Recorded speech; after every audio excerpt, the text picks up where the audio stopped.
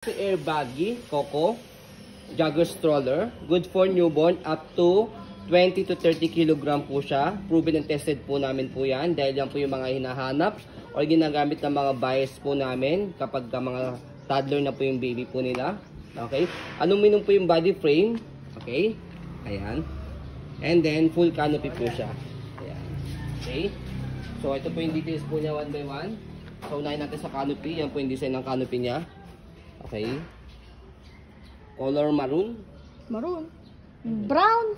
Brown, maroon. Hindi siya nagkakalay sa ganong color. Yan.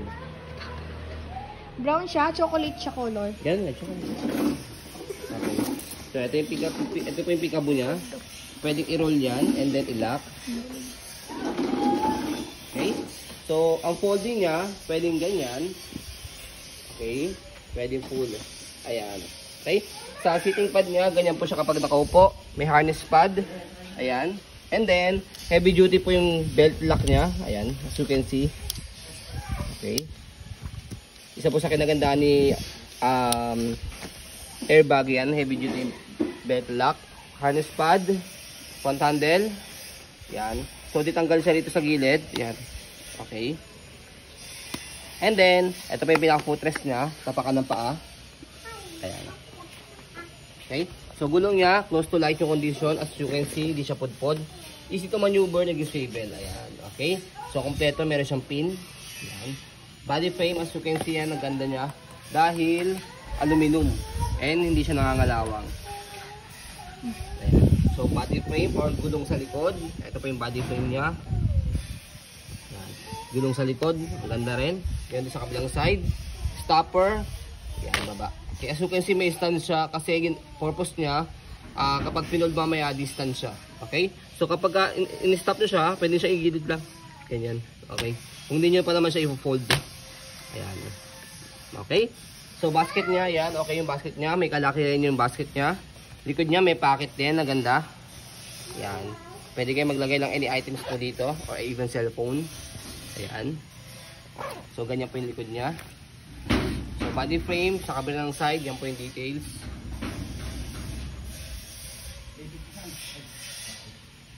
Yan. Already sanitized na po ito. Kung nadudumihan po kayo, pwede nyo po siyang i-wash. Napakadali lang po i-wash ito. As you can see, may mga butones siya rito sa gilid. Yan, tanggalin nyo lang siya. Ayan.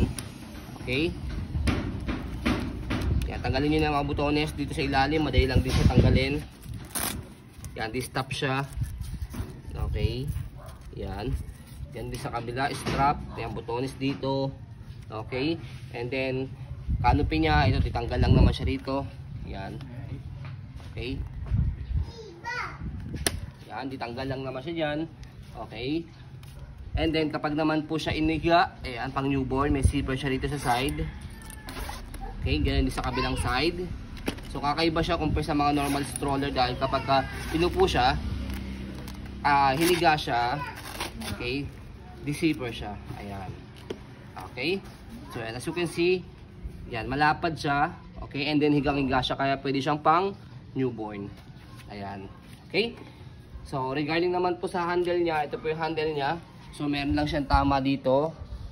Parang hiwa-hiwa. So, bigyan na po namin kayo ng 2 pieces bag hook. Yan. Para hindi naman po masyadong pangit tignan. Pwede yung pagkasamahin para hindi kita. Pwede nyo pagsamahin na ganun, ganyan. Para hindi kita. Pero, mas maganda rin ang separate para at least balagyan nyo ng gamit. Ayan, okay? So, stroll natin. Ayan, stroll natin para makita po ninyo na wala po siyang issue regarding po sa function niya. Ayan.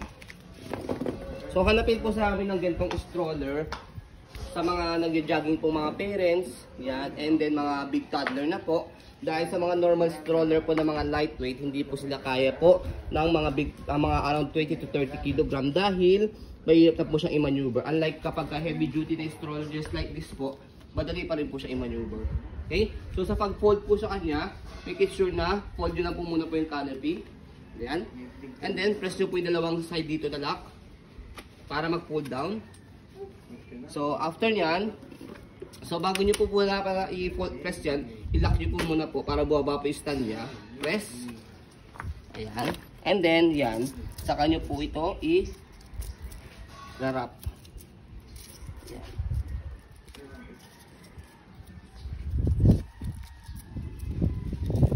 Okay, and then tight nyo lang siya.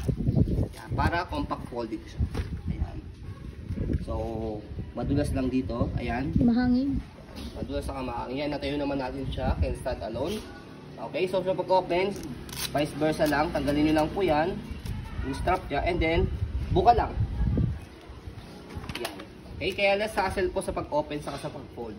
Okay, ang pinaka minor issue lang po nito, as you can see sa video, yan, yung faded niya po dito sa mga lining niya.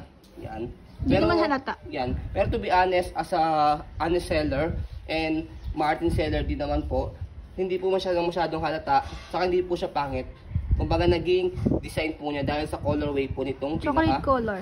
Canopy natin sa pinaka-stroller. Ayan. Pero yung higaan hindi faded. Canopy lang. Yan. Kung hindi nyo gaganapin yung Hindi gaganapin. masyadong nagkakalayo yung kanyang color. Chocolate. Yan. Okay? Ganun mo. Pero yung pad, hindi po faded. Yan. Yung nakikita nyo yung lining, brown talaga siya. Yan. Yung lining sa gilid. Hindi siya faded Yung mga ganito. Ganyan talaga kulay niya. Ayan Ayan. Pero ito hindi faded. Doon lang sa canopy. Yan. Okay? So ito, mayroon namang strap dyan. Strap nyo lang siya yung ganyan. Yan. Ganyan din sa kabilang side. May strap naman yan. Ayan. Para ma-fold nyo lang siya na maayos. Okay?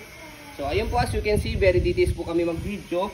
Kasi yung shop policy po namin, no refund, no exchange, what you see is what you get. Okay, by the way, para may idea po kayo, ang brand new price po nito is 30,000. Okay, so ayun po, maraming salamat. Have a nice day and God bless po.